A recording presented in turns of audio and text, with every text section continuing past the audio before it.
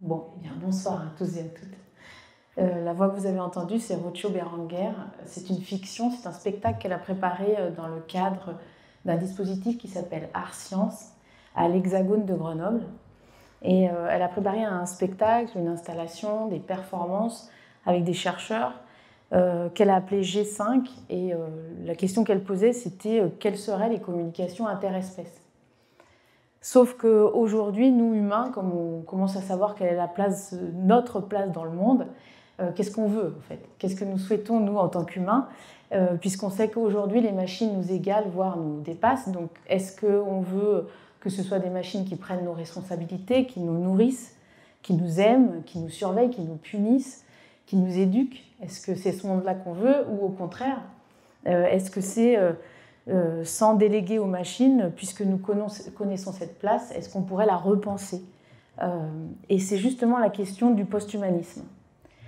Donc je vais commencer déjà J'ai choisi un certain nombre d'artistes par rapport à un cadre précis, et donc je vais quand même vous donner ce cadre.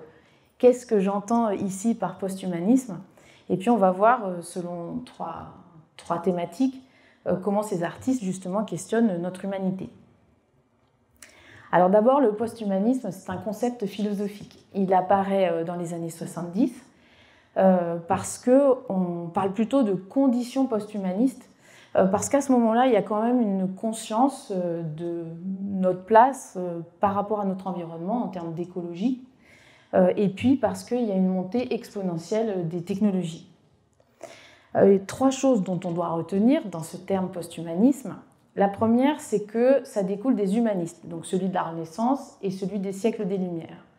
Ça va transformer beaucoup de choses parce que c'est la deuxième chose qu'il faut retenir, c'est que le post-humanisme est lié à une série d'inventions, de machines. Si on regarde en art, à la Renaissance, c'est l'invention de la perspective. La caméra obscura, Léonard de Vinci dit « c'est une machine à décalquer le monde », qui est donc formidable. Au XVIIIe siècle, c'est le développement des cartographies. Bon, ça ne date pas du XVIIIe, mais il y en a beaucoup, mais surtout des lentilles qui vont agrémenter un certain nombre de machines, l'invention de l'imprimerie, de la gravure. Et toutes ces inventions vont permettre de transformer la perception qu'on a de nous en tant qu'humains, en tant que corps, mais de nous dans notre environnement. Sauf que la manière dont le post-humanisme est lié aux machines, c'est que le développement machinique va être exponentiel. Et il y a un terme qui désigne, qui est assez important parce qu'il est justement important par rapport à l'apparition du mot post-humanisme. On appelle ça la singularité. Donc la singularité, c'est un instant T, hypothétique, où on sait, et qui est théorisé d'ailleurs par John von Neumann, où on sait que les machines qui ont une puissance de calcul qui double tous les 18 mois, à un moment donné, elles vont nous égaler et à un moment donné, elles vont nous dépasser. Cette singularité, elle a beaucoup d'importance parce que plusieurs physiciens, mathématiciens, transhumanistes, comme Ray Kurzweil, ils voient à cet endroit-là la fin de notre espèce. Alors la fin de notre espèce, sa disparition, ou alors la fin de notre espèce dans la forme telle qu'on la connaît. Du coup, le post-humanisme, à partir des années 70, donc cette condition post-humaniste qui va interroger de manière philosophique notre devenir humain, a quelque chose de très particulier. La première, c'est que le positionnement philosophique est non anthropocentré. C'est-à-dire qu'à ce moment-là, quand on décide d'utiliser ce terme, et c'est de cette manière-là que j'ai choisi les artistes, d'abord, c'est le rejet des revendications, des dominations, comme de domination de l'humain sur le reste des espèces, comme postulat. La deuxième chose, c'est repenser les rapports de proximité et d'interdépendance entre la nature, l'environnement, enfin la technologie et l'humain.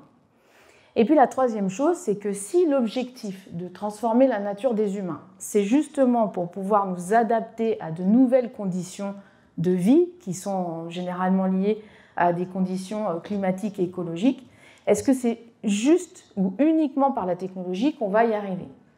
Alors, une toute petite slide sur la question des terminologies. si on considère que c'est uniquement par les technologies et la machine que la nature humaine va pouvoir évoluer, ce qui est défendu, ce terme, par le terme transhumaniste. Alors, le terme transhumanisme, qui n'est pas un concept philosophique au départ, c'est quand même un mouvement qui se regroupe en associations. C'est également un parti politique, puisque Zoltan Istvan s'est présenté en 2016 contre Trump en tant que parti transhumaniste. Et puis surtout, c'est un modèle économique, parce que c'est né des futurologues américains des années 80, un modèle économique qui est basé sur la théorie de Milton Friedman, économiste de Ronald Reagan. Donc avec un positionnement qui est ultra-libéral, où on reste dans cette idée de l'humanisme, de la supériorité de l'homme sur la nature, mais surtout l'idée de mettre sur le marché toute ressource naturelle, puisque ce qui est important dans cette pensée ultralibérale, c'est que les individus n'ont plus besoin d'États régulateurs, c'est-à-dire qu'ils sont capables de se faire eux-mêmes société, sans passer par des institutions. Le terme transhumaniste, il est arrivé en 1998 quand l'association s'est formée, enfin elle existait déjà avant, mais là elle est devenue l'Association mondiale du transhumanisme, sauf qu'à l'intérieur de cette association, évidemment, il y a eu des distensions entre ceux qui étaient nés, qui d'ailleurs regroupent aujourd'hui les GAFAM, c'est les leaders des GAFAM, donc ces futurologues américains, et puis les autres, justement. Alors l'association française du transhumanisme, elle n'est pas du tout dans cette logique-là, mais c'était quand même important de se rendre compte que le terme, il est quand même associé et il est né de cette association. Et aujourd'hui, à cause de cette distension, de ce positionnement par rapport aux technologies et à l'évolution de l'humain, depuis 2018, ils s'appellent Humanity Plus, il y a quand même 6000 membres qui adhèrent, et puis il y en a dans chaque pays, dont vous avez le logo. Du coup, pour terminer, bien comprendre les artistes que j'ai choisis, pourquoi je les ai choisis, par rapport à ce terme post-humanisme. Donc d'abord, je les étudie moi selon l'angle de l'hominisation, donc l'évolution du corps. Un, c'est le rejet de la domination anthropocentrée. Deux, les technologies émergentes, qui sont importantes, vont transformer le modèle humain. On est peut-être, nous, là, des vieux humains dans leur conception. Et puis, c'est toutes les questions d'hybridation avec le non-humain. Ce qui est important à retenir en art, c'est qu'on est passé de l'objet d'art à un sujet d'art en expérimentation, peut-être alors que la société peut-être est en train de faire l'inverse. Donc dans ce premier chapitre, je voulais aborder ce qu'on appelle les bod modes, donc les body modifications, et vous présenter un certain nombre d'artistes qui questionnent bien notre devenir humain par rapport à des modifications corporelles. Alors évidemment, le tatouage, le piercing, les scarifications, ce sont des pratiques qui ne sont pas nouvelles et qui sont culturellement déjà bien inscrites dans des pratiques sociales. Sauf qu'il y a une accélération et quelque chose qui bascule dès les années 90, qui est l'idée de prendre en charge de manière assez extrême et totale son corps. Alors, je vous montre des exemples différents. Ça va évidemment de la question du culturisme, c'est-à-dire l'idée finalement de démocratiser des pratiques qui permettent de se réapproprier son corps, de le modeler à son image, à ses envies. Le développement assez exponentiel de la chirurgie esthétique, donc là je vous montre des personnalités qui sont très connues grâce aux réseaux sociaux, et qui sont extrêmes, mais c'est des pratiques qui sont quand même très courantes, de se faire agrandir les yeux pour ressembler à un personnage de manga. Ici, vous avez les deux personnalités très connues qui sont devenues Barbie et Ken, avec cette idée de vouloir incarner un modèle, certes extrêmement stéréotypé, ou un personnage. Et c'est des pratiques qui se font, alors aussi extrêmes que ça, peut-être pas, mais la chirurgie esthétique, on y a beaucoup recours pour différentes raisons et dans différents pays. Et puis l'idée du tatouage global, alors on connaît bien Zombie Boy. Ce qui est intéressant chez ce mannequin, c'est qu'il a la totalité de son corps qui est tatoué. Mais ce qui est intéressant, c'est surtout les tatouages qu'il a choisis. C'est-à-dire à la fois on a une espèce de scanner, une radiographie de son corps, de l'intérieur du corps, et en même temps toute cette radiographie, et il n'y a pas 1 centimètre qui n'est pas tatoué sur son corps, toute cette radiographie du corps est agrémentée d'un certain nombre de signes liés à l'environnement, le nucléaire, des signes de danger. Donc la peau, hein, elle fait office de surface entre un intérieur et un extérieur alertant sur les conditions humaines. Et puis, 2 exemples, parce qu'on est à la fois dans une question de transidentité pour Médusa, qui à la fois est transgenre et en même temps transespèce, puisque Yel voudrait se transformer petit à petit en lézard. Et puis une artiste mexicaine qui travaille beaucoup sur cette réappropriation totale du corps pour que ce qu'elle fait travailler à son corps, la manière dont elle modèle son corps, corresponde exactement à ce qu'elle est, ce qu'elle vit ou ce qu'elle veut dire au monde. Donc cette réappropriation, c'est vraiment affirmer une singularité du corps, ce qui est très particulier. Alors aujourd'hui, hein, on est vraiment dans une démocratisation, par exemple du tatouage, ce qui n'était pas le cas jusque dans les années 80-90. Mais là, on se rend bien compte que dans les communautés qui sont aussi très diffusées par les réseaux sociaux, il y a de plus en plus de volonté de travailler, de re-questionner son corps, de le redessiner même dans sa globalité. Ce n'est pas juste un petit tatouage décoratif. Les autres artistes que je voudrais présenter, c'est d'abord Lydie Jandy-Panel, qui en 2004, elle était invitée à l'Insectarium de Montréal, et elle a découvert le papillon monarque. Donc le papillon monarque, c'est un papillon qui fait 4000 km, qui va du Canada jusqu'au Mexique. 3 générations de papillons pour y arriver. Il est étudié depuis très longtemps, et le souci, c'est qu'il est en voie de disparition, suite évidemment à la pollution, entre autres. Et ce papillon, il garde la mémoire du trajet, c'est-à-dire que même s'il a besoin de 3 générations, il passe toujours au même endroit et il revient toujours au même endroit.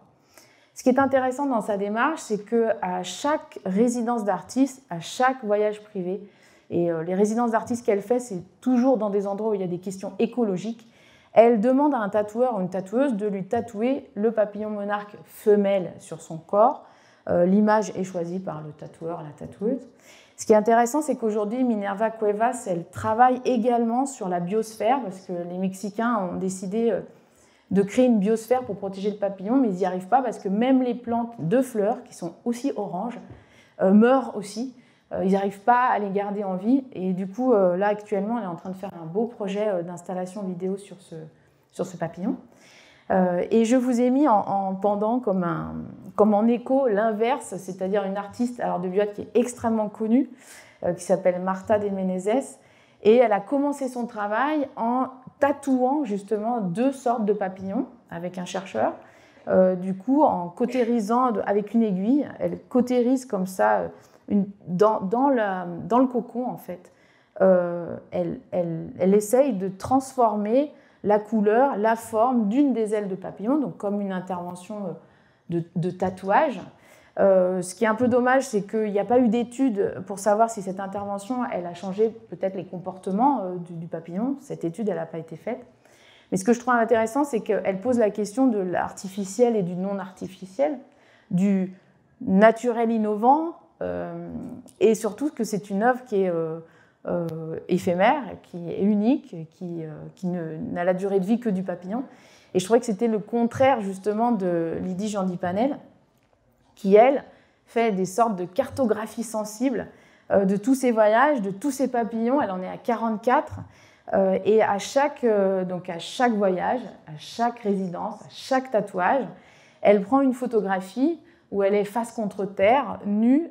C'est une photographie elle est seule, et elle se met seule à la dimension du paysage, qui a une dimension, donc il y a Tchernobyl par exemple, à la dimension du paysage, de l'écart en fait, qui est mesuré entre la fragilité de son corps, tatouée d'un papillon qui est aussi lui-même en fragilité. Elle devient elle-même, son corps, un cabinet de curiosité. Et elle se met à l'échelle de ce que l'humain est aussi capable de produire. Elle est aussi capable de produire des usines extrêmement polluantes. Le deuxième artiste dans cette question du tatouage et de la place qu'on va questionner du corps par rapport au tatouage, c'est Wim Delvoye, qui est un artiste très connu pour évidemment ses œuvres, on va dire, parfois scandaleuses. Donc je voulais vous m'en montrer une. Il se pose la question, donc, alors Wim Delvoye, il a quand même la chance incroyable d'avoir les mêmes initiales que Walt Disney, ce qui tombe plutôt pas mal, donc il peut faire son Wim Delvoye Tattoo Shop à l'image de Walt Disney.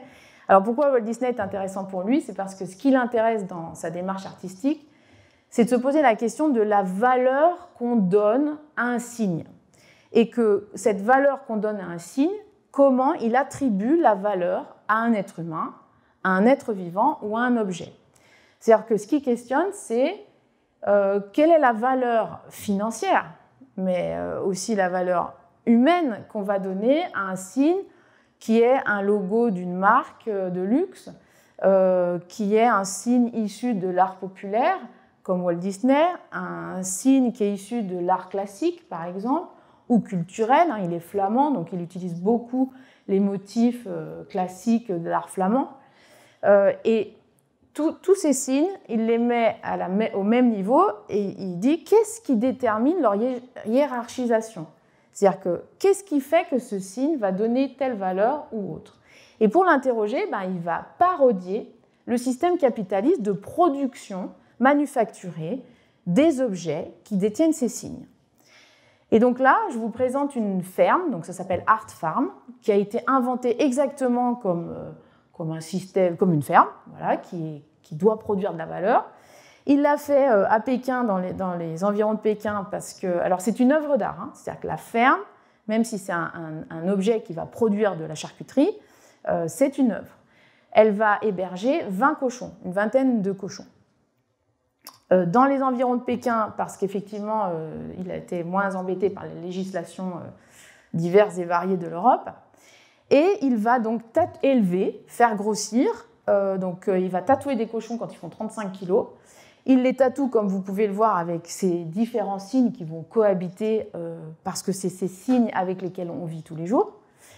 Et c'est ces signes qui déterminent la valeur d'un certain nombre d'objets et de postures aussi. Et ensuite, quand le cochon fait 200 kg, il y a quelqu'un qui vient récupérer la peau. Donc, soit on récupère la peau, qui est ramenée en Belgique pour être tannée et exposée, soit on empaille le cochon. Il dit, je vais mettre une webcam pour les 300 actionnaires collectionneurs qui auront un mot de passe et qui pourront contrôler leur propriété vivante. Donc, le cochon, pour lui, c'est le symbole même du capitalisme, parce que quand on achète un cochon, puisque tout est bon dans le cochon, on veut une plus-value. Et il dit, ce qui est intéressant avec le cochon, c'est que c'est exactement la même chose qu'on veut avec une œuvre d'art. Si on achète une œuvre d'art, c'est que, surtout quand on est collectionneur, c'est qu'on veut la faire monter la cote de l'artiste sur le marché de l'art, et donc on veut qu'il y ait une plus-value. Alors il va terminer cette question de l'exploitation animale, cette question de la valeur qu'on donne à un être vivant, avec cette œuvre-là. Il va tatouer un humain. Cet humain s'appelle Tim Steiner, et l'œuvre, évidemment, paradoxalement, dans toute l'ironie que Wim Delvoye est toujours capable, elle porte le nom, donc elle s'appelle Tim, elle porte le nom du support de l'œuvre, parce que finalement, Tim, même si c'est l'œuvre, ici, il n'est qu'un objet. Il est juste le support d'une œuvre de Wim Delvoye, donc il lui a tatoué l'ensemble du dos. Tim Steiner a été payé 43 000 € pour cette œuvre, pour être support d'une œuvre. Et il a l'obligation dans son contrat de s'exposer 3 fois dans l'année. C'est des expositions qui sont choisies par Wim Delvoye. Je vous ai mis 3 exemples différents de la manière dont on peut l'exposer. Alors, on peut l'exposer soit comme une peinture, face contre mur. Donc, vous voyez que là, ce n'est pas l'identité de Tim Steiner qui est important, c'est le fait qu'un certain Tim qui a un corps humain sur lequel on a tatoué une œuvre qui est exposée. Ou alors, Tim peut être une sculpture, donc il est sur un socle, ou bien l'œuvre Tim peut être mise en regard, en miroir, en exposition avec des objets classiques, précieux, comme vous pouvez voir dans la dernière image. Ce qui est particulier ici, c'est que l'œuvre a été achetée. Donc, elle a été achetée par un collectionneur allemand, elle a été payée 150 000 €, avec dans le contrat la volonté du collectionneur de dépecer le corps et donc de récupérer évidemment l'œuvre au décès de celui qui la porte. Alors, en termes de législation, ce n'est pas du tout ma spécialité, mais je me demande si on n'est pas dans un clin d'œil ironique, justement, toujours sur cette question de la valeur. Quelle valeur on donne à un être humain. Vous voyez, je vous ai mis une photo où volontairement, on le voit en train de tatouer Tim Steiner en même temps qu'un cochon est en train d'être tatoué. Voilà. Du coup, en plus, les trois viennent de pays différents. Donc, en termes de législation par rapport au dépeçage, et on est en Europe, parce qu'il y a un Suisse, un Allemand et un Belge, un Flamand. Je pense que là, je ne connais pas grand-chose, mais je pense que ce n'est pas tellement possible. Ce qui est intéressant ici, je trouve, c'est que puisqu'on a conscience de notre place dans la chaîne alimentaire, eh bien, dans une vision non anthropocentrée, quelle valeur on va donner du coup? Quelle valeur on va se donner à ce moment-là, hein? C'est peut-être ces questions-là qui posent. Et dans la continuité de notre relation à l'animal, je vous présente Eduardo Katz. C'est l'inventeur du terme bioart en 1998. C'est un très grand artiste brésilien de bioart. Je vous montre l'œuvre qu'il a rendue connue. Elle date de 1997 dans une galerie en direct à la télévision brésilienne. Donc en 1997, ça fait que 3 ans qu'Internet existe. Il décide de s'insérer une puce, donc, voilà, qui est grande comme un grain de riz. Alors maintenant, c'est assez facile, ça se trouve sur Internet. Hein. Vous pouvez prendre des puces RFID et puis vous allez vous les faire insérer par un pierceur, par exemple. Mais en 1997, c'était plutôt pas aussi courant. Et donc, l'idée pour lui, c'était de s'insérer cette puce qui permet de géolocaliser et d'identifier les animaux domestiques. Il le fait à la télévision brésilienne, il scanne en direct le numéro, il reçoit un numéro unique et inaltérable. Ce qui est intéressant dans sa question, là, c'est qu'à la fois, il est inscrit dans la base de données en tant que propriétaire d'un animal, mais il est aussi inscrit en tant qu'animal, puisqu'il s'est lui-même inséré la puce. Ça s'appelle Time Capsule pour 2 raisons intéressantes. D'abord, par rapport au passé, c'est-à-dire que tout ce qui va, à partir de l'invention de la photographie, tout ce qui va déterminer et conditionner les inventions, c'est la question de l'identification et la question de l'archivage, de la documentation. Jusqu'à aujourd'hui, si on regarde nos téléphones, nos smartphones et la reconnaissance faciale, voilà, les caméras de surveillance avec reconnaissance faciale. Et donc, Time Capsule, c'est effectivement, c'est toute la question qu'on se pose par rapport à l'invention de différents médias et technologies. C'est lié à cette question de documentation et d'identification. Il reste dans cette idée de passé, hein, de ce qui détermine en tout cas l'invention de ces technologies, et puis aussi dans un futur, c'est-à-dire que c'est une manière particulière de s'enregistrer pour notre devenir humain, avec des noms et des chiffres. Et lui, s'est enregistré dans les 2 cas pour Time Capsule, pour l'avenir de notre humanité dans ce qui restera. Et puis pour terminer sur les bonnes modes, alors j'ai choisi 2 artistes, mais c'est une communauté qui est très importante, surtout aujourd'hui. C'est les body activistes. Ce qui est intéressant, donc le terme est inventé justement par un Français qui s'appelle Lucas Spira. Ce qui est très intéressant dans le posture, c'est qu'à un moment donné, il y avait une nécessité de déconstruire, d'hybrider de point de vue identitaire son corps. L'idée, c'était juste d'échapper aux déterminismes sociaux, mais ils s'inscrivent dans un mouvement où ils travaillent avec des chercheurs, où ils pratiquent sur leur propre corps, mais du coup, ils théorisent aussi et ils inventent d'ailleurs des tas de modifications corporelles. Ils jouent un rôle très important sur les implants, par exemple, sur le type de matériaux qu'on va pouvoir mettre dans le corps qui tiennent mieux. Il y a eu beaucoup de progrès qui ont été faits grâce à eux, et elles d'ailleurs, parce que certains étaient, par exemple, prothésistes ou ingénieurs. Et je vous ai mis Russ Fox parce que quand même, si vous regardez son visage, il a fait, c'est un travail vraiment minutieux C'est un travail d'orfèvre, je trouve. Il a fait une scarification qui ne se voit qu'à l'ultraviolet sur l'ensemble de son visage et de sa tête. Donc, au-delà des souffrances, on voit que la maîtrise de la cicatrisation, par exemple, et puis pour que ça puisse tenir par rapport à l'ultraviolet, c'est assez incroyable. Il a beaucoup travaillé sur les implants en silicone. Et puis Lucas Spiras s'inquiète beaucoup, et il est très militant pour ça. Il dit, en fait, là, il y a quelque chose de nouveau qui est en train de se passer. C'est que les découvertes qui sont faites, les découvertes clés qui sont faites pour les modifications du corps, jusqu'à présent, c'était quelque chose qui était une nécessité d'ordre naturel et environnemental.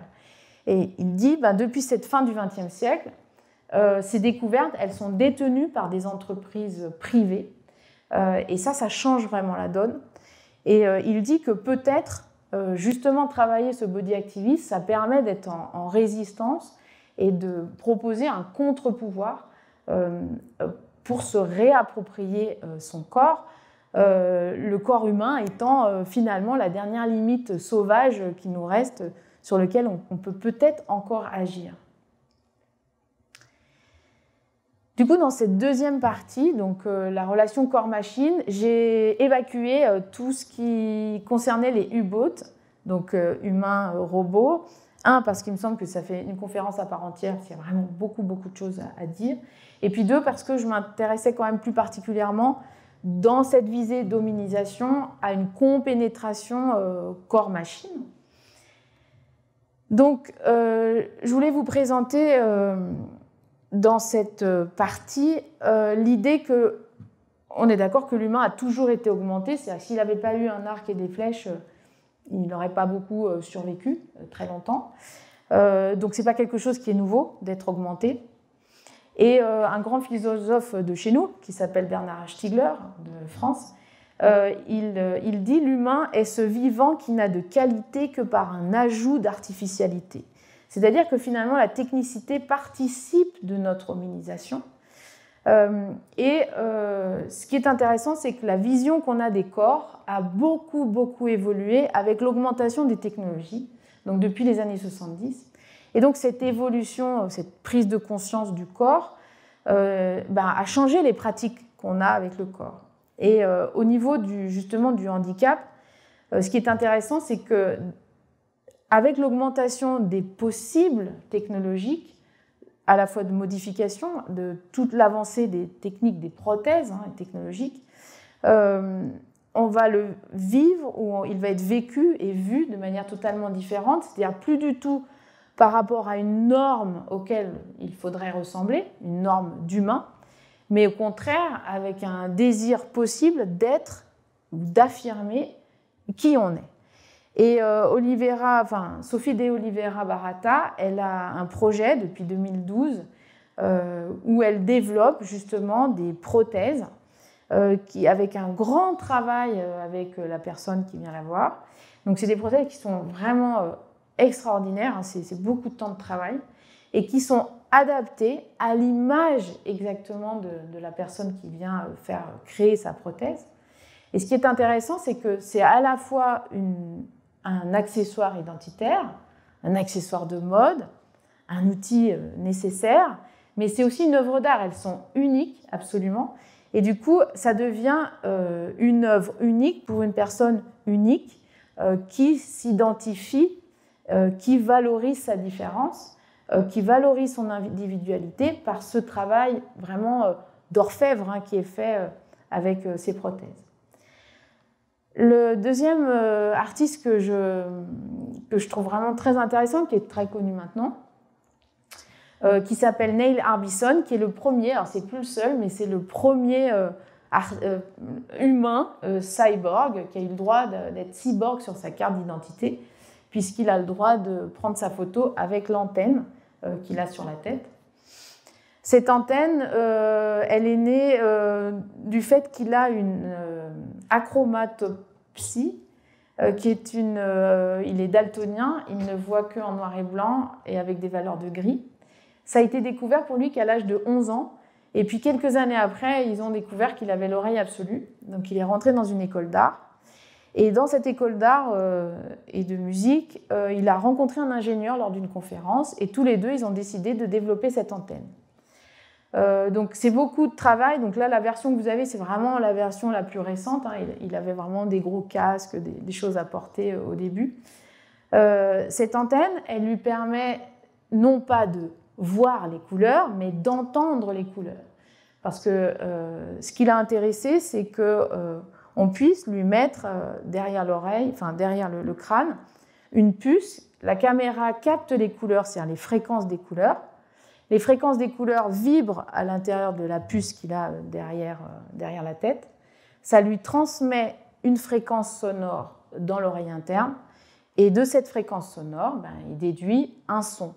Un son égale une couleur. À son actif, il peut voir l'infrarouge et l'ultraviolet. Je crois qu'il y a plus de 400 fréquences couleurs différentes. Ce qui est intéressant, si vous voulez, vous pouvez tester l'application iBorg, alors qui marche que sur Android. Mais comme ça, vous pouvez tester ce qu'il entend, parce que c'est vraiment très particulier. Et puis aujourd'hui, il a en plus mis une deuxième puce où il a connecté avec Internet. Il y a 4 personnes au monde de son entourage qui peuvent lui envoyer des images de couleurs, mais qui sont des sons, par exemple des couchers de soleil, des aurores boréales. Et la 5e personne qui peut, c'est la NASA. Donc il peut recevoir des images de l'espace. Donc il dit, c'est génial, je suis le seul humain qui peut voir des images extraterrestres, des couleurs extraterrestres.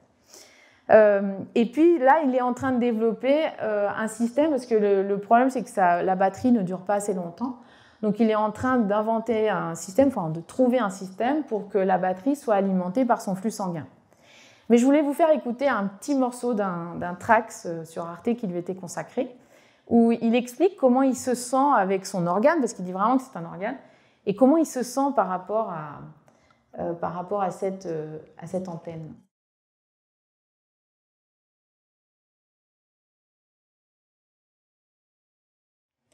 Alors, ce qui est intéressant dans ce petit passage, c'est qu'effectivement, on nous a habitués avec la science-fiction à considérer les cyborgs ou à les imaginer comme Robocop, c'est-à-dire un homme augmenté par la technologie, donc un surhumain qui développerait comme ça une force et une présence différentes. Et ce qui est intéressant, parce que lui, il le vit vraiment, c'est plus de la science-fiction. Et puis, le deuxième artiste qui est extrêmement connu, vraiment très très connu, d'abord comme artiste, mais il est aussi chercheur et directeur de recherche en Australie, dans un laboratoire de recherche. Il a été connu pour les suspensions qu'il fait, que je vous ai mis là sur la gauche. Dans les années 70, il étudiait la place de son corps par rapport à la gravité, et donc il accrochait son corps à différents points avec des hameçons, sans déchirer la peau, pour se mettre en relation avec le vide, l'air, mais aussi avec des pierres, le minéral. Et ensuite, il a tout de suite développé, donc les images qui sont en haut, c'est en 1986, c'est le 3e bras, donc c'est un ajout technologique. Mais ce qui est particulier alors c'est des œuvres qui sont anciennes, parce qu'évidemment, maintenant, il travaille vraiment beaucoup avec des exosquelettes, il y a eu un développement incroyable à ce niveau-là. Mais ce que je trouve intéressant dans le début de ce travail, alors pour écrire le mot évolution, il faut quand même, donc déjà qu'ils soient ambidextres, mais en plus, le 3e bras fonctionne avec les jambes, donc avec les nerfs des jambes. Donc il faut qu'il arrive à bouger, coordonner un peu tout pour pouvoir écrire quelque chose. Son questionnement, c'est, il pense, lui, que le corps humain est obsolète, mais que peut-être ça pourrait être intéressant, avec la technologie, de penser autrement ses fonctionnalités.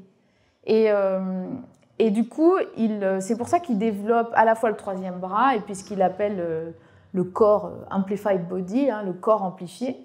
Donc il va déployer un certain nombre de structures assez incroyables pour questionner les fonctionnalités du corps habituel, mais comment on pourrait les utiliser autrement dans une relation avec la machine. Je vais vous montrer un petit film pour que vous vous rendiez compte de ce que ça fait.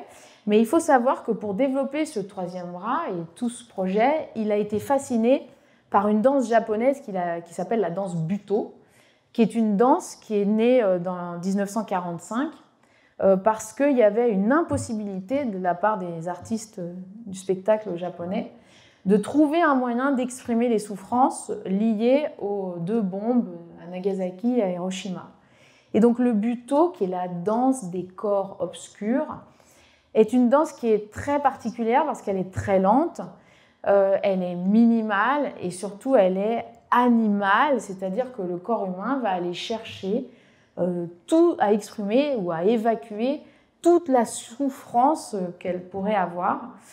Et pour lui, il dit que ça l'a beaucoup impressionné cette danse parce que pour lui c'était vraiment une danse post-humaine, post-zombie, une danse post-apocalyptique. Et du coup, comme le corps vraiment est assez proche même de ce qui peut se passer dans des systèmes chamaniques, lui, il va l'interroger avec la technologie. Donc je vais vous faire voir un petit extrait. Et dans cet extrait, il faut que vous vous rendiez compte que le son qui est produit, il est produit par son propre corps. C'est-à-dire c'est des micros à l'intérieur du corps. Donc le son que vous entendez, ça vient du flux sanguin, son estomac, voilà. Et la manière dont il va bouger, parce qu'il a son 3e bras, donc la manière dont il va bouger, c'est pour ça qu'il se met un casque pour rester dans le noir, parce qu'il doit rester à la fois vertical et en même temps il va subir, parce que là il y a Internet, on est dans la fin des années 90, il va subir des impulsions électriques sur certains nerfs du corps, et c'est ça qui va le faire bouger. Mais ces impulsions, elles viennent de messages d'Internet ou d'internautes. Donc je vous fais voir ce que ça donne.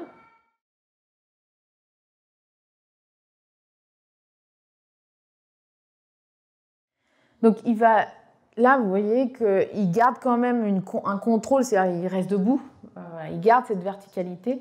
Et pour pouvoir laisser le reste de son corps fonctionner en fonction des impulsions qui lui sont envoyées, du coup, il se met justement dans le noir. Et c'est pour ça qu'il va développer après des sortes d'exosquelettes avec 8 pattes ou, comme on peut le voir là sur l'autre image, des suspensions par exemple aussi, hein, qui vont lui permettre de laisser complètement son corps subir ou fonctionner autrement. Voilà. Et puis, pour terminer ce chapitre, donc quelque chose qui est très développé de plus en plus, il y a même des séries diverses et variées. Je vous conseille, une fois n'est pas coutume, sur une plateforme de films, cette mini-série, donc 4 épisodes, c'est un documentaire, c'est vraiment bien fait, ça date de 2019, qui s'appelle Sélection contre nature. Et ils vont aller voir justement des biohackers. Le biohacker, c'est la biologie participative. Ce qui les caractérise, hein, évidemment, c'est toutes les pratiques scientifiques ou tous les systèmes ou les approches biologiques qui sont non institutionnelles, donc qui se font en dehors des laboratoires académiques. Alors, dans ce biohacking, et c'est justement ce qui est très intéressant dans cette mini-série, c'est que les réalisateurs vont voir tout type d'individus qui, pour des raisons totalement différentes, vont décider de se lancer dans le biohacking. Et ça va à des personnalités un peu crapuleuses pour faire de l'argent, à des personnes qui veulent démocratiser, par exemple, et éduquer au niveau de la possibilité de comprendre cette biologie participative. Alors c'est le cas justement de Gabriel Licina, qui est le premier biohacker à être devenu nyctalope. Donc lui, il est vraiment dans l'idée de développer, alors c'est le cas d'un lieu à Paris qui s'appelle la Paillasse, c'est-à-dire c'est d'accueillir, encadrer, aider, éduquer, accompagner, développer de manière collective toute personne qui serait intéressée pour manipuler un certain nombre de choses. Et puis vous avez quand même l'exemple extrême, alors plutôt transhumaniste là, dans le terme de ce que je vous ai donné tout à l'heure, qui est Joshua Zenner. Vous pouvez aller voir son site, c'est ziodin.com. C'est un entrepreneur. Donc cette mallette-là, elle peut s'acheter sur son site internet. Ce qui est très embêtant pour moi, c'est que justement je fais l'erreur, ce n'est pas une œuvre, mais elle a été exposée à Georges Pompidou dans une exposition où il y avait 3 volets, dont un c'était la fabrique du vivant. Donc il y avait beaucoup d'œuvres, hein, c'était vraiment incroyable, mais cette œuvre-là a été présentée comme un ready-made, donc en art un ready-made. Déjà, c'est une œuvre d'art, c'est Marcel Duchamp au début du XXe qui a inventé ce terme. Un ready-made questionne justement la valeur de l'art. Qu'est-ce qui fait la valeur de l'art? Est-ce qu'on doit Est-ce qu'on peut utiliser un objet manufacturé pour faire une œuvre? Est-ce qu'elle peut avoir quand même de la valeur? Est-ce qu'il suffit de la signer, l'œuvre, pour qu'elle ait de la valeur? Est-ce que c'est l'endroit où on la met, où on l'expose, qui détermine sa valeur?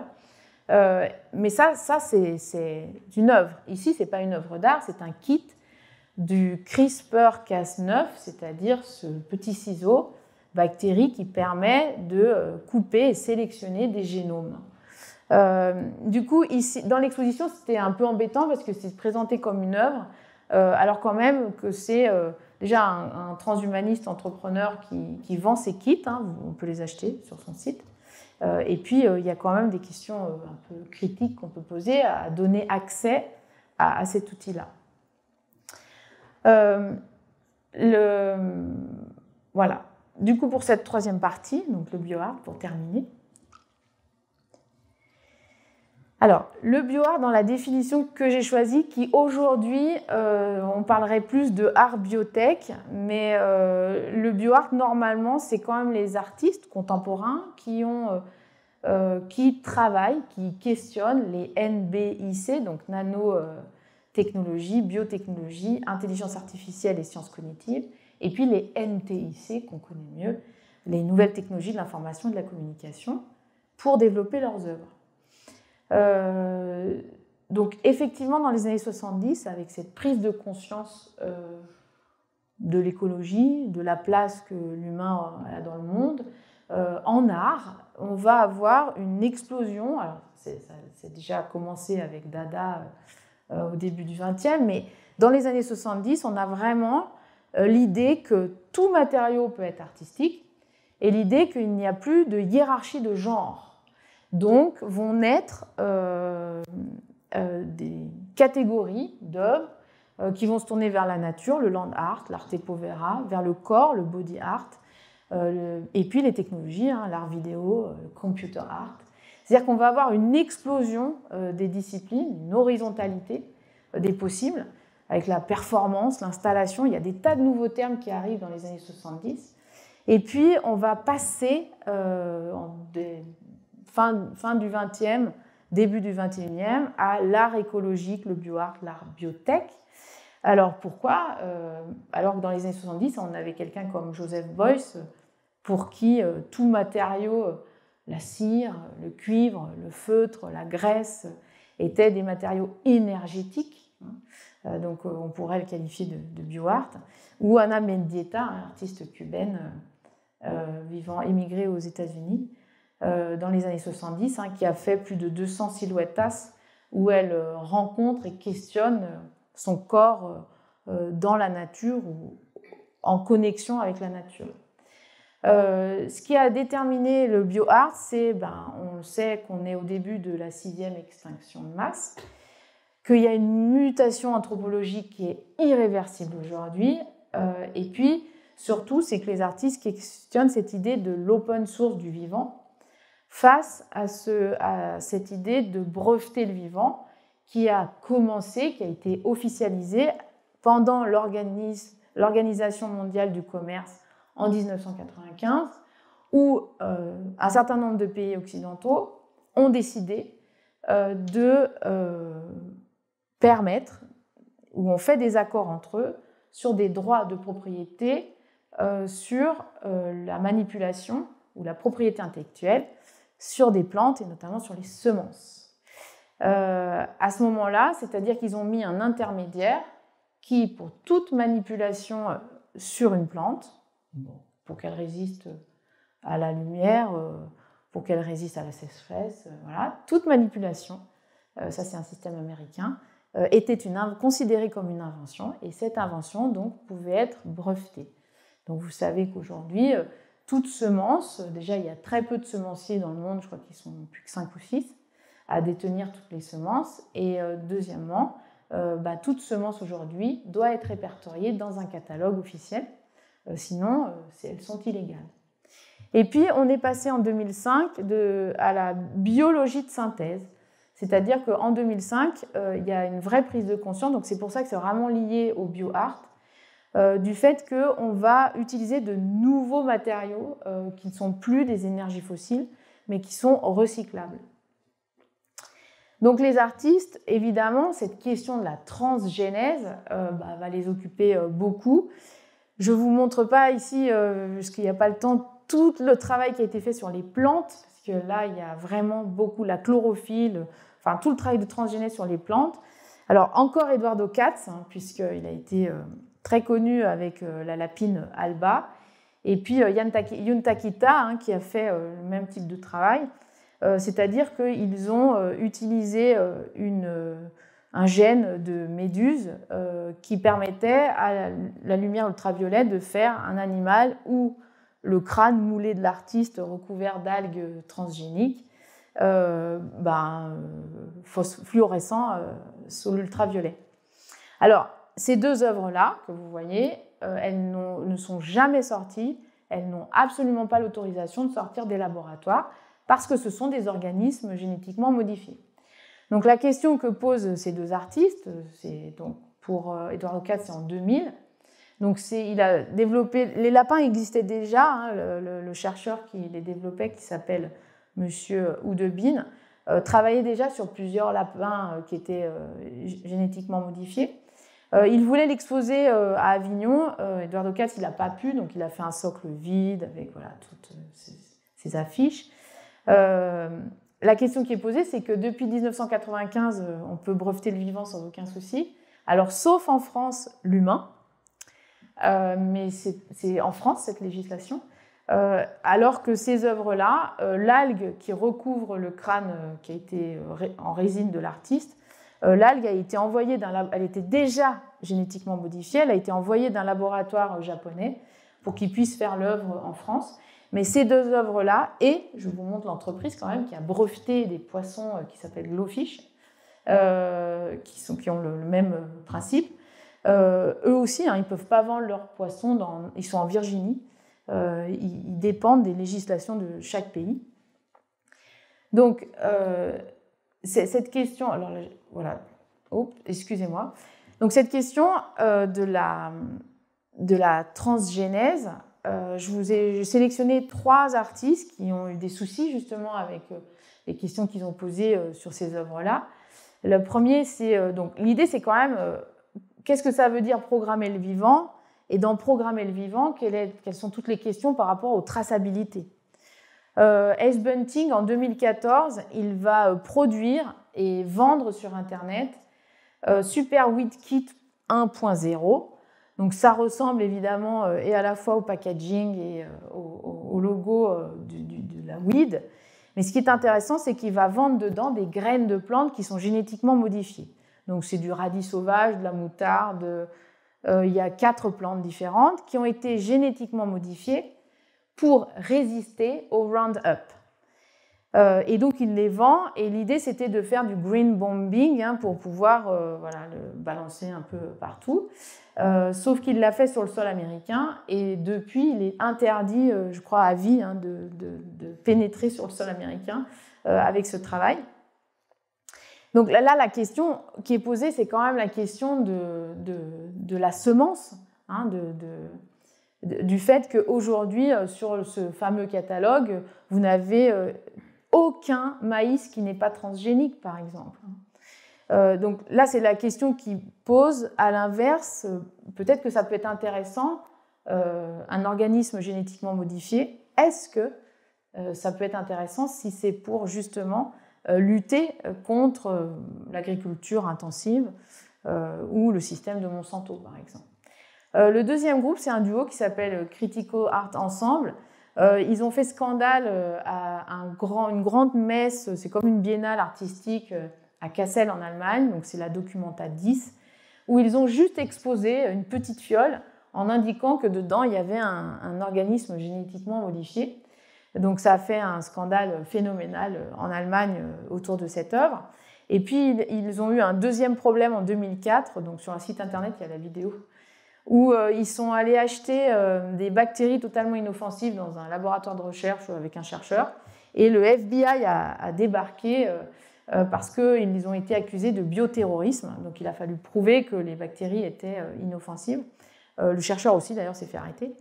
Ce qui est intéressant, c'est que ce qui pose problème ici, c'est le potentiel qu'il y a dedans. elle n'est pas dangereuse en soi. On ne sait même pas si dans la fiole, de manière tout à fait authentique, il y a vraiment un organisme génétiquement modifié. Mais c'est le fait de le présenter et de le proposer comme tel qui va faire scandale. C'est l'imaginaire et tout le potentiel qu'on va mettre derrière.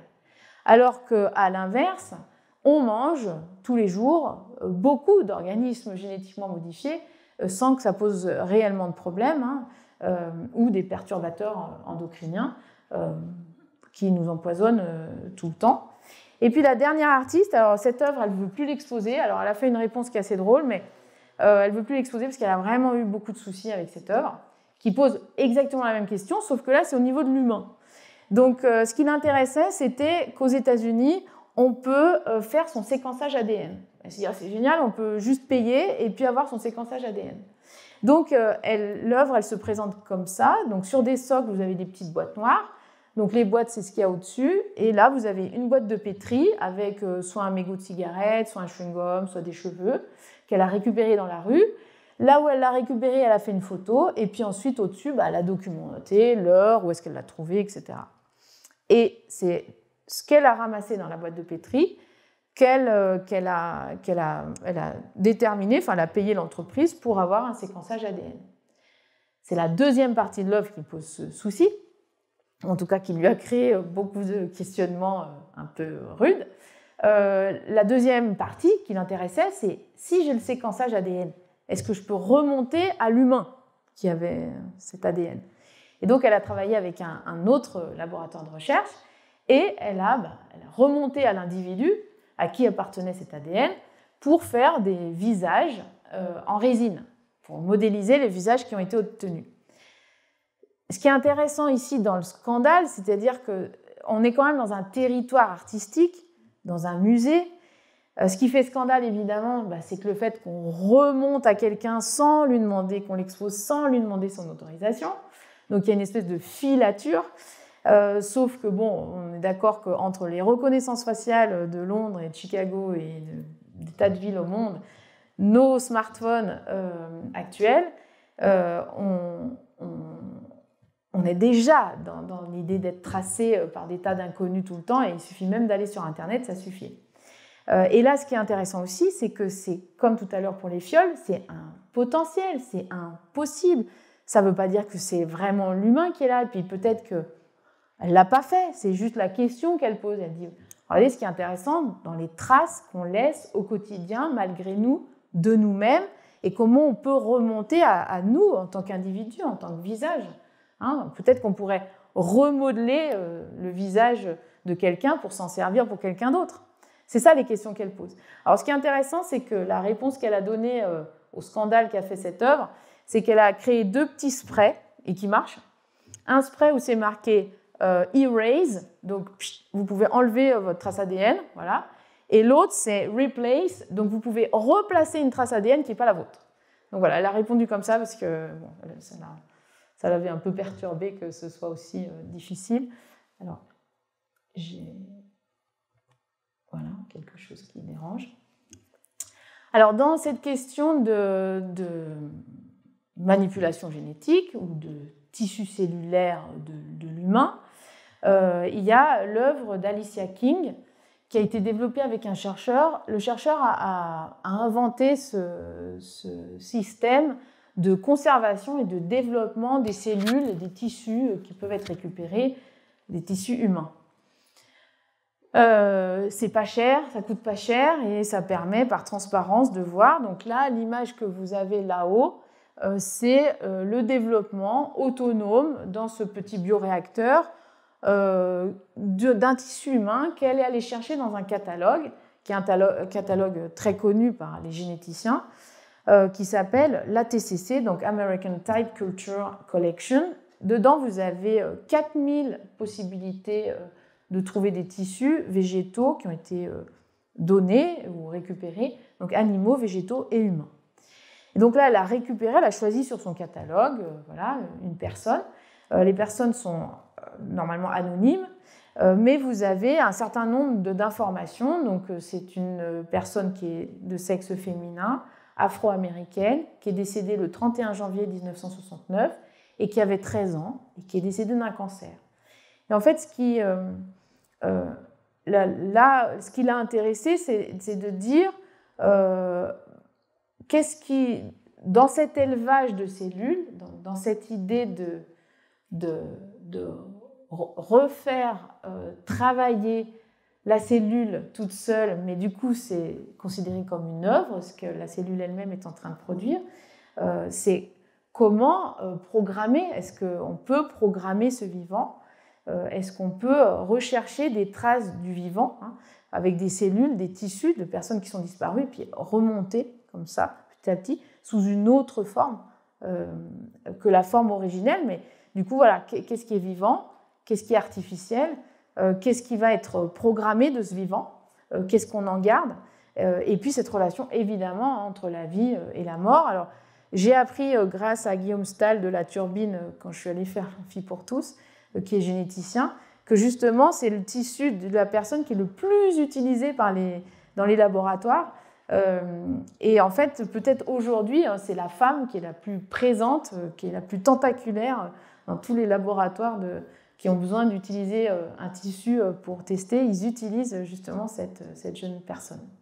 Et puis 3 artistes, alors une qui est assez drôle, 2004, qui a décidé de faire une culture de ces cellules vaginales qu'elle a mélangées avec le tissu musculaire de l'aorte aortique du rat pour faire des hymens qu'elle vend dans des petites boîtes en bijoux. Voilà, donc ça c'était un petit clin d'œil assez drôle. Et puis 2 artistes, donc Charlotte Jarvis qui est très connue parce qu'elle a fait des bulles de savon avec son ADN. Elle travaille avec beaucoup de laboratoires et là elle va essayer de faire une parthénogénèse, c'est-à-dire qu'elle s'est dit, puisqu'aujourd'hui de manière totalement artificielle on peut produire des ovules ou du sperme, est-ce que je ne pourrais pas m'auto-féconder? Donc c'est ce qu'elle est en train de développer actuellement, hein, pour évidemment se poser la question de notre place, et toujours cette question de artificiel, non artificiel, vivant, non vivant, l'humain là-dedans. Et puis ce qui l'intéresse, c'est cette question aussi de la GPA, par exemple, et toutes les manipulations qui sont autorisées. Alors en France, c'est interdit, quoique, je vais vous expliquer pourquoi. Mais dans d'autres pays, la possibilité de choisir, par exemple, je sais pas, les couleurs des yeux ou des cheveux de son enfant, c'est tout à fait possible. Et puis Maja Smrekar, qui fait un travail depuis très longtemps avec ses chiens-loups, elle a gagné un prix, qui est le prix Ars Electronica en 2017, pour une installation qui est vraiment magnifique sur tout ce travail de communication interespèce avec ses chiens. Sauf que dans l'installation, elle présentait une petite œuvre vraiment microscopique, cryogénée, mais en fait cette œuvre cryogénée, c'était ces cellules reproductives dans lesquelles ils avaient enlevé l'ADN humain, mais qu'elle a mélangé avec l'ADN de son chien. Elle a reçu pour cette œuvre-là, à cause de cette petite cellule, alors elle a été nourrie, ils ont arrêté de la nourrir, la cellule, au bout de 3 jours, et ensuite elle a été cryogénée. Donc autant dire que là aussi, on est dans un potentiel possible d'humanimal, mais néanmoins, elle est gelée, elle est congelée. Elle a reçu des menaces de mort, elle a reçu des lettres de menaces de mort, ce qui est assez particulier dans l'histoire, parce que je vais vous lire quand même exactement la terminologie. Donc il y a aujourd'hui une loi bioéthique qui est en cours. Dans cette loi bioéthique a été votée en juillet 2019, c'est-à-dire juste à la fin du confinement, au mois de juillet. Je vous lis la phrase exacte de ce qui a été voté sur la relation et les possibilités de manipulation de l'embryon. Jusqu'à présent, c'était absolument interdit, jusqu'en 2005. En 2005, on pouvait faire des manipulations avec des exceptions particulières. Depuis la loi bioéthique 2019, je vous lis exactement, l'interdit de la création d'embryons humains, transgéniques et chimériques est levé par la loi bioéthique de juillet 2019. Ça veut dire que depuis juillet 2019, on peut manipuler des embryons, et les termes sont très clairs, c'est transgénique et chimérique. Donc ça veut dire qu'on peut travailler directement avec l'humain. Quand vous lisez la petite clause, c'est qu'on peut travailler avec un embryon humain que pendant 4 semaines. Mais c'est possible maintenant, c'est-à-dire que jusqu'à présent, on ne pouvait breveter le vivant que des semences. Et avec cette loi, et donc là, on est en 2017, c'est-à-dire 2 ans avant, elle était juste en train de se poser la question. Et puis la question de l'humanimal a déjà été réalisée, il me semble, au Japon. Donc pour finir, et changer de registre un peu plus peut-être poétique, je voulais vous présenter l'artiste Thomas Saraceno, qui a travaillé avec beaucoup de chercheurs. Lui, ce qui l'intéresse, c'est les araignées. C'est une espèce d'araignée qui s'appelle Nephila senegalensis. Cette araignée, elle produit, donc, comme vous pouvez le voir, des toiles il les fait travailler dans des cubes qui sont vraiment très, très impressionnants, très importants, hein, vous voyez l'échelle. Il a d'abord fait un premier travail. Ce qui l'a fasciné dans les araignées, c'était que sans voir, et juste avec la toile, donc la toile comme une prolongation de leur propre corps, elles pouvaient communiquer, comprendre, savoir exactement leur environnement, qui y avait dans leur environnement, comment leur environnement fonctionnait. Elle peut déterminer le poids, si c'est une proie, et il y a même des araignées qui peuvent leurrer, hein, c'est un piège pour pouvoir manger d'autres araignées. Donc ça l'intéressait beaucoup. Donc il a inventé un premier système qui est celui-ci. C'est-à-dire que dans ces gros cubes que vous avez vus, il va mettre des haut-parleurs qui sont très puissants, sur lesquels il y a de la poussière. Quand l'araignée fait bouger la toile, la baffle fait une espèce de vague pour monter la poussière, et du coup ça lui permet, lui, de récupérer à la fois les impacts de la poussière quand elle retombe, mais aussi, surtout, les cordes, on va dire, les fils de toile qui ont bougé. Ensuite, à partir de ça, il a développé cette œuvre-là qui a été exposée au Palais de Tokyo.